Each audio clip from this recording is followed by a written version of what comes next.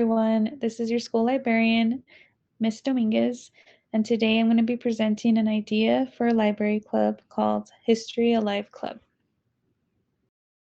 So, what is History Alive Club? The History Alive Club is a collaborative club where students will research, create, and reenact parts of history. This club is available for students in grades 6 through 8. Three objectives for our History Alive Club. The first one is that the projects will be aligned with STAR Social Studies curriculum and AASL framework for learner standards. Another objective is that students will be utilizing 21st century skills in researching and incorporating technology into their projects. And last, we will be having a quarterly history night to showcase the projects that the students have worked on during that time. So how does this look like in terms of a timeline? The first thing is that the librarian and the social studies department will meet to choose topics and events for the history project. And these projects will be aligned to STAR. Next, the history club will meet after school weekly to work on their projects, and they will roughly have about 15 weeks to work on these projects. Next, the librarian will meet with the parent volunteers so they can start planning History Night, and History Night will be done at the end of each quarter. So every 2 9 weeks, right? And this event will be open to all families, not just the families of the students that are participating in History Alive Club. Next, of course, we will have our event, History Night, and at this point, we will be having some surveys at the end of the event that parents and students can fill out. We will also have club members reflect on how how they felt their project went, what things would they like to change, and of course, we would also send out some feedback forms to the social studies department to see how they felt if the projects were successful. And then our last step, of course, we're going to start the process all over again from step 2 for the second quarter. So what does the research say? The first article talked about how the school library provides an additional space for students to pose and explore challenging questions. It's perfectly positioned to support students in learning more about what happened during the Holocaust and how we have collectively come to understand it. So this particular article was talking about how we can use the library to really help students process, the events that happened, through books. So history projects could be also, learned through books. It doesn't just have to be research alone. The second article says, similarly, school librarians can look at the curriculum in their schools and find concepts that are not included but would be valuable to their communities.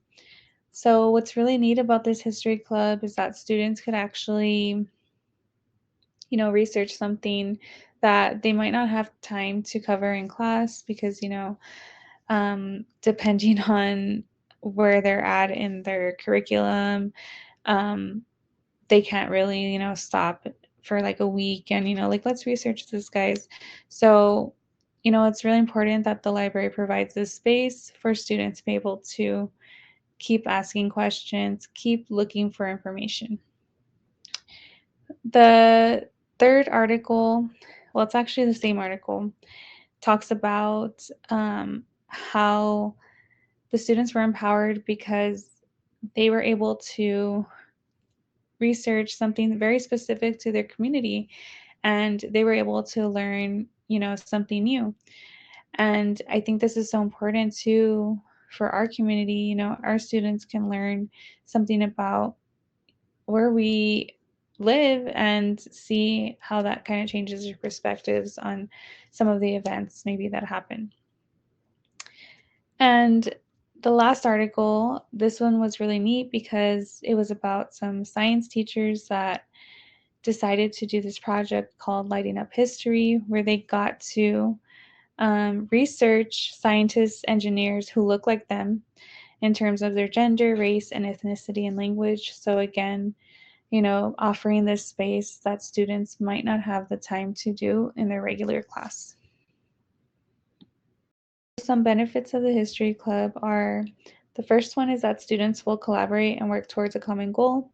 This is so important because people in general just need to know how to work with other people, whether you have different views, different beliefs, whatever it may be, and this helps them with getting those skills.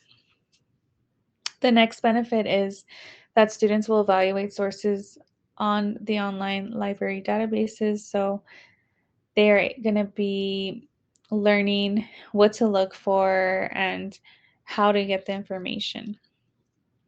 And then lastly, students will use critical thinking skills to synthesize information and navigate challenging topics. This is another critical skill because not only in social studies, but in English language arts, they need to know how to synthesize information, how to get information from different sources, and then also, navigate topics that are kind of hard to talk about.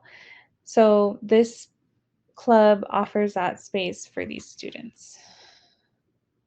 As far as budget, these are a few items that we will need.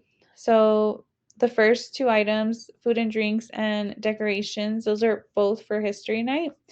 The food and drinks, I put it at 500 and the decorations for 300. Then some supplies for projects, depending on what they decide. Popsicle sticks, boards or boxes, paint, hot glue gun, things of that sort for 500. And then, of course, snacks for weekly meetings, and that'll be 200, which brings our total to 1,500. Lastly, evaluating the impact. The first thing is, test scores from teacher-created tests, district, and state. Surveys for social studies teacher at the end of each quarter, like I said earlier, and then parent-student feedback forms on history night experience. The club members' reflection sheet at the end of each project, and the attendance sheets for history night. References from my articles. I appreciate the time you gave me to talk about my project. Thank you.